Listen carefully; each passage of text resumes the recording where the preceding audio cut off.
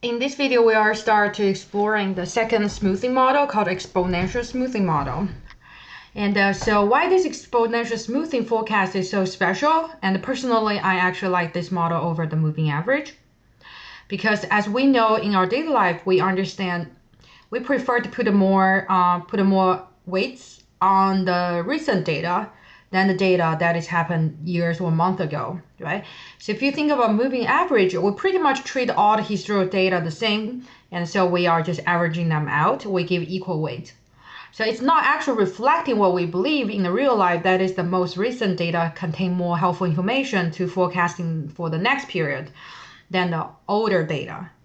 So to include to be able to capture that belief, so that is what exponential smoothing forecasting model look like. So the weights are computed automatically and become smaller as observation move further into the past. Okay, so let's see. As I'm showing you on the slides, so yt plus 1, so the t plus 1 is the future one period in the advance we try to predict. So in order to predict the next period's value, we are using the current period value times alpha. So this is a new component of this model you've never seen before, right? So the alpha have a special name called the smoothing constant. So there is a requirement for this smoothing constant. So that has to be between 0 and 1. So it cannot be negative. It can also not be larger than 1. So the second component is 1 minus alpha, and then times the y hat t.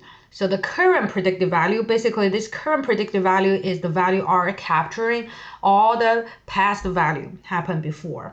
Okay, so the alpha actually, as you notice that this is the weight. Okay, so the weight is weighted the most recent value and all the historical data where it happened.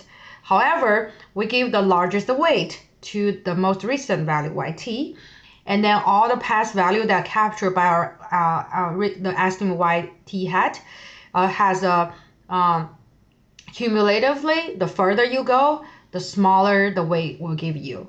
So this is actually really matching what we believe. Okay. So the exponential smoothing forecast for any period can be viewed as a weighted average of all the previous actual value of the time series. As I mentioned, this is more fitting out what we believe and how in the real world, that is, we treat the most recent data more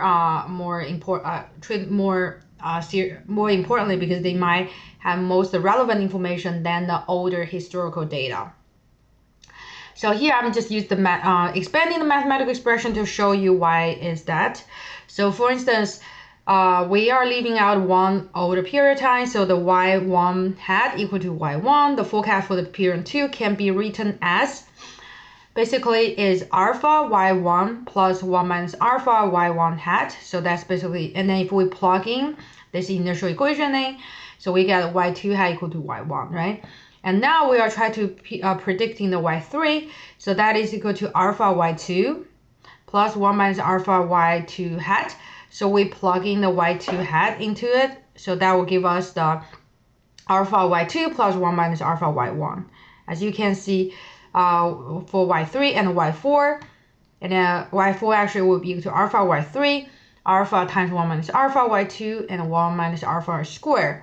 So the key here is, since all the alpha are between 0 and 1, so 2, 0, and 1 number multiplied together, that will be smaller than any one of them. So therefore, among all these three weights, alpha is the largest one. Okay, and then one thing I want to mention that if you're adding alpha times 1 minus alpha, 1 plus 1 minus alpha squared, it has to satisfy this condition, that is, if you're adding all of the weights together equal to 1.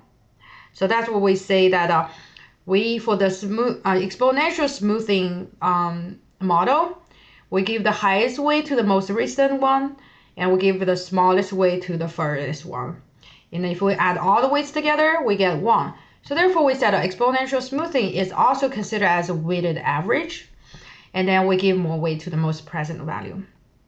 Okay, great. So now let me show you how we can calculate by hand.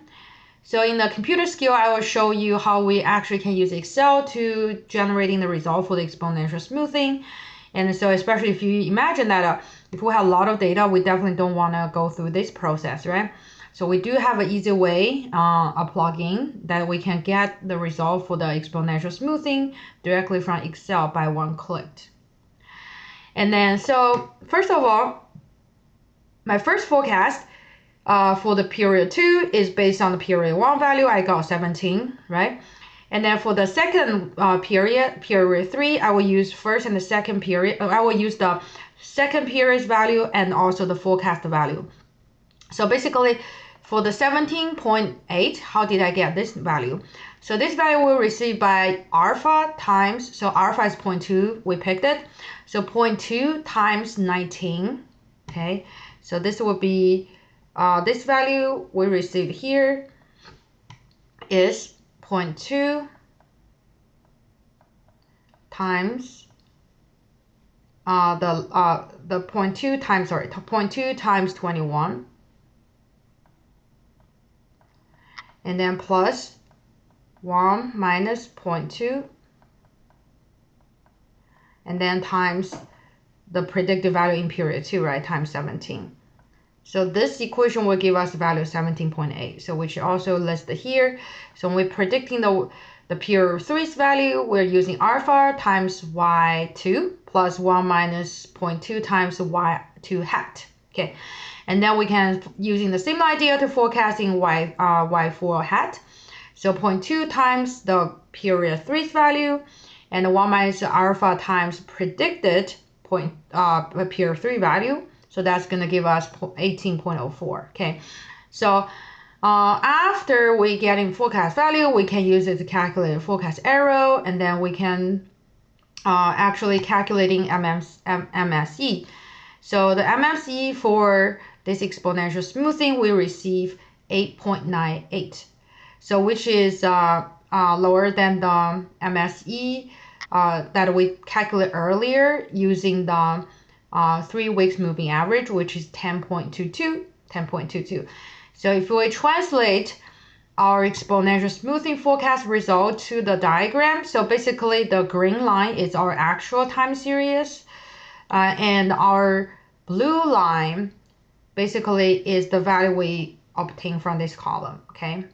So as you can see, the actual value will have up and down, and after we apply exponential smoothing, so it's much smoother, right? So because we are trying to identify the mean trend of my data, okay? So then the MSE for exponential smoothing is the 989, so it's improved. It's smaller than the 3 weeks moving average, so therefore this one is improve our forecasting.